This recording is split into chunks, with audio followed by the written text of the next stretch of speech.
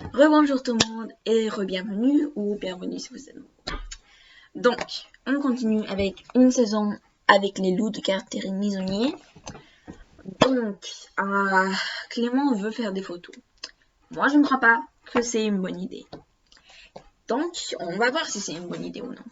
Donc, chapitre 7. L'école tout entière se concentre sur la préparation du Nikaya. Chaque année, la Bolène envoie 4 élèves du CM défendre ses couleurs. On choisit 2 filles et 2 garçons, ceux qui sont les meilleurs dans l'une des 3 épreuves du Nikaya. Le saut en hauteur, la course ou le lance de poids. L'année dernière déjà, Clément avait représenté l'école pour la course avec la CM2 qui concourait pour le saut en hauteur. Bruno avait failli être sélectionné pour la lance des poids. Et cette année, il compte bien participer. Les 2 filles de l'an dernier sont les 6e maintenant. Il y a une compétition pour les remplacer. Chaque mardi et jeudi, l'après-midi, est consacré à l'entraînement. Les épreuves sont dans un mois et demi. Il s'agit d'être prêt. Manifestement, Caroline compte sur les préparations du Nikaya pour insérer Clément dans la vie de l'école. L'an dernier, il était arrivé 10e, ce qui était très honorable pour son âge. Cette fois, il attend dans les 3 premiers. Il n'arrête pas de lui le répéter. Ça en devient gênant. Pauvre chou, on a peur qu'il craque, ricane Bruno. Dans ces moments-là, Clément le tuerait.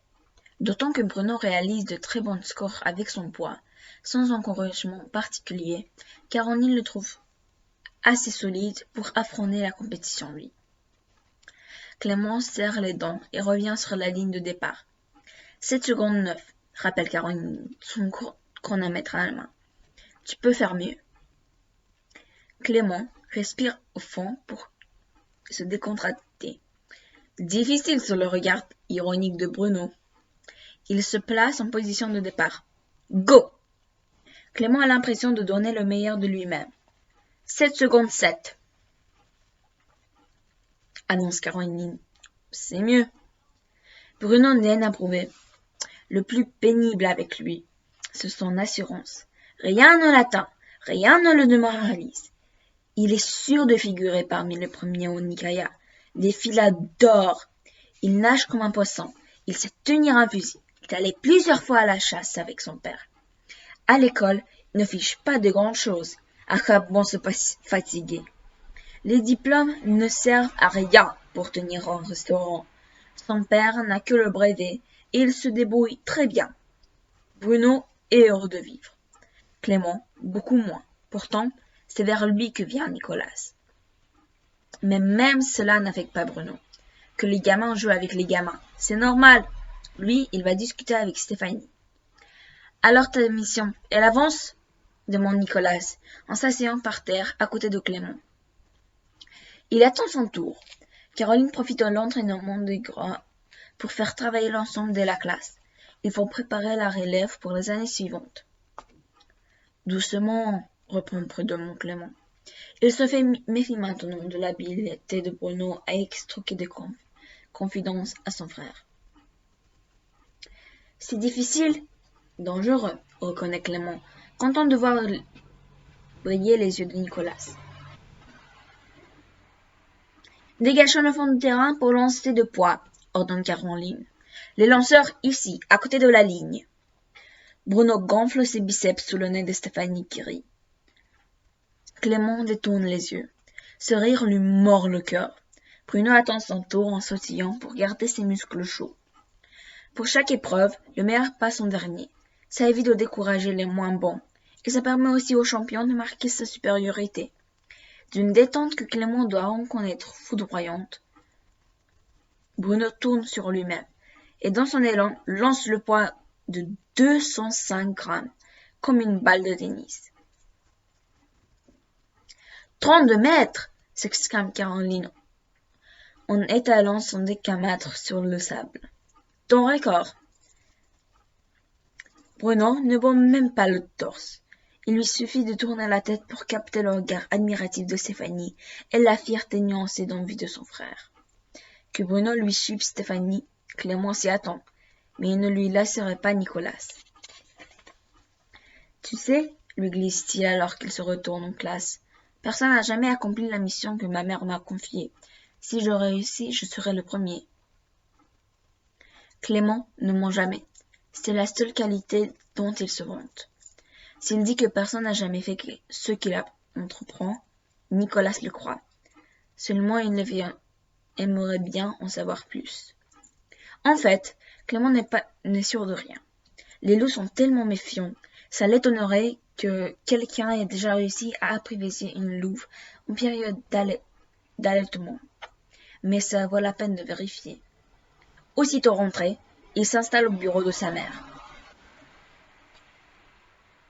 Les étagères sont remplies de livres et de dossiers sur les faunes sauvages, dont plusieurs sur les loups. Il commence par les plus faciles, ceux qui ont beaucoup de photos. Il les a déjà regardés, mais jamais lus avec attention. Il n'y apprend pas grand-chose, de nouveau.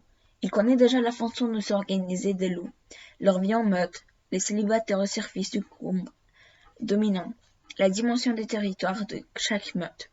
Sa mère lui avait déjà dessiné ceux des 4 meutes de la région. Il retourne avec plaisir le facile au masque blanc qu'il a reconnu chez la louve de Malagratte. Mais il n'y a rien ou presque sur les rencontres entre les hommes et les loups.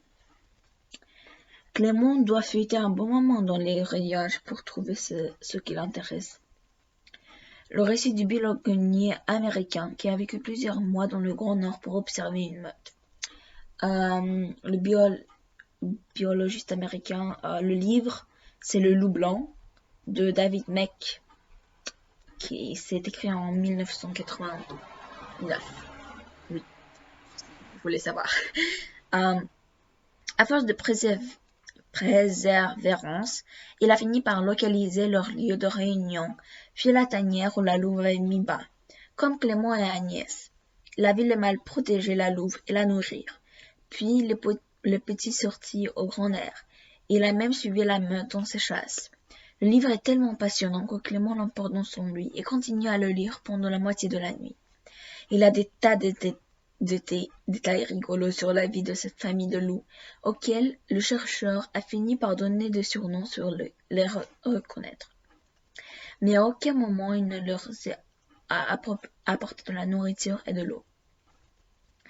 Il reste encore à Clément de nombreux documents à consulter, moins faciles à lire que les livres, les rapports d'autres équipes de chercheurs du monde entier, les notes de travail d'Agnès, les 100 premières pages de son manuscrit. Il continuera plus tard. Demain mercredi, il remonte à la Margaret avec l'appareil photo. L'été est arrivé. On n'est encore que début juin, mais aujourd'hui le soleil tape comme en juillet. Clément pédale lentement pour ne pas se fatiguer. Il a le temps. Il est parti à 13h30, laissant mamie Marie à moitié assoupie dans son fauteuil. La chaleur a ça de bon qu'elle incite à la sieste. La montagne est encore humide de plusieurs de printemps. Puis creux, des fossés jaillissaient, des bouquets d'anémones sauvages. Les têtes rondes et blanches de renoculent. Tous les mélèzes ont retrouvé leur aigu vert tendre. L'herbe ne veut pas pousser Dieu. Pour la plus grande joie des moutons, là-haut dans leur estive, et des taux de moutons bouquetins et chamois, qu'ils vont devenir des proies bien grasses pour les loups. Et ont eu du nez, ceux-là, en venant s'installer ici. La nourriture est abondante et n'a pas le droit de les chasser. Ça n'empêche pas que, de temps en temps, on retrouve un loup mort, empoisonné ou criblé de chevroïdes. Clément est tellement insouciant qu'il ne fait pas d'abord pas attention au bruit du moteur qu'il descend vers la Bolène. Il n'a que le temps de jeter en contrebas de la route avec son vélo. C'était le 4x4 de Jean-François. Il ne l'a sûrement pas vu, sinon il se serait arrêté. Voilà 15 jours qu'il est là-haut. Il doit être court de vivre. Clément espère ne le pas trouver quand il reviendra. Jean-François n'a plus de raison de rester dormir à la Bolène maintenant. Il peut économiser les services de lousteau, ça lui fera de l'argent en plus pour placer les brebis, que les loups lui massacreront. S'il savait que le Clément a entrepris de sauver une louve et sa portée sur l'autre versant du vallon où il lessive, il serait fou de rage. Clément en rit tout seul. Il se dresse debout sur ses pédales pour accélérer. Vite monté jusqu'à la tanière, samedi, la louve est vivante. Pas plus mal en point que la semaine précédente. Peut-être il est en train de guérir. Quand il arrive à son repère, la pierre jaune posée sur le talus, Clément est en nage, descend au torrent pour boire abondamment avant de remplir ses bouteilles. Puis il grimpe. Le chemin lui est devenu familier. Il sait sous quels arbres passer, quelles fosses enjamber, ou prendre appui pour remonter dans les éboulis. Quand il arrive en vue de la tanière, comme d'habitude, le calme règne. Par vent portant, la louve peut sortir son arrivée depuis la piste. Quand il n'y a pas d'air, comme aujourd'hui, peut-être le détecte-t-elle seulement à mi-parcours. De toute façon, elle sait qu'il est là, mais elle doit avoir compris maintenant qu'il vient en ami. Enfin, Clément l'espère, car les livres d'Agnès ne donnent aucun renseignement que la façon dont les loups sauvages perçoivent l'homme, à part qu'ils les craignent et évitent toute rencontre. De son poste d'observation habituel, avec les jumelles, il repère les écules vides et, pour certaines retournées. Rien d'autre. Il va verser l'eau et déposer sa viande. C'est le meilleur moyen de faire sortir la louve. Puis il attend. Aujourd'hui, il a tout son temps. Il s'installe commodément en plat ventre dans l'herbe, ses jumelles en main, son appareil photo calé, réglé sur les écules, prêt à l'emploi. Le sous-bois bruit des petits craquements, des trilles d'oiseaux, puis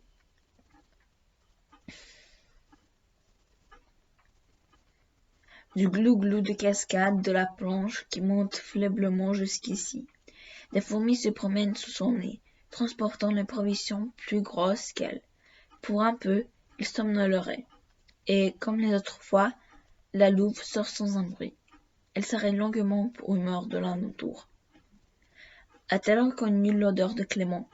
Cela ne la fait pas fuir. En tout cas, à pas prudent, elle avance encore vers le premier ézéchiel. Elle marche mieux, encore lentement et entraînant la patte, mais avec plus de facilité qu'il y a 6 jours. En essayant de rester absolument silencieux, Clément pose les jumelles et attraille l'appareil photo. Il affine la mise au point jusqu'à que l'image de la louve soit nette et appuie doucement sur le déclencheur, puis s'arrête à mi-chemin. S'il entend le déclic, elle risque de fuir. Clément s'immobilise. C'est alors que le miracle se produit. D'un trou dans la terre sort un petit fuseau gris et brun, qu'il se précipite contre sa mère, lui mordit la patte, saute pour attraper un telon, la rate, renifle l'eau de l'écuelle, met une patte dedans, le retire aussitôt. Puis une autre fusée brune sort à son tour. En 2 minutes, 4 louveteaux pâteaux, encore duveteaux, furent partout, s'ébattent sur le terre-plein situé sur la tanière. Ils se bousculent, se mordillent les oreilles, les pattes, le museau, courent explorer un peu plus loin et se rabattent précipitamment contre le flanc de leur mère, qui prend son temps pour boire. En jouant, des bébés posent des pattes sur le bord d'une écuelle qui se dresse et se reverse. Le louveteau bondit en arrière, mais sa mère est calme. Il n'y a donc pas de danger. L'étourdi renifle flairant l'écuelle vide. Il la retourne au bout du nez et lèche le fond encore humide. Un froissement dans les feuilles déclenche une série de petits jappements déjà agressifs. Clément aussi immobile qu'une statue, jubile. Ils sont encore plus mignons que la portée de neige. La grande chienne, Patou, l'un d'entre eux, le plus grand et le plus costaud, se montre particulièrement audacieux et combatif. C'est toujours lui qui plaque ses frères et sœurs au sol. Il faut absolument les photographier. Clément est à moins de 100 mètres d'eux, et les loups ont une oreille très fine. Il faut profiter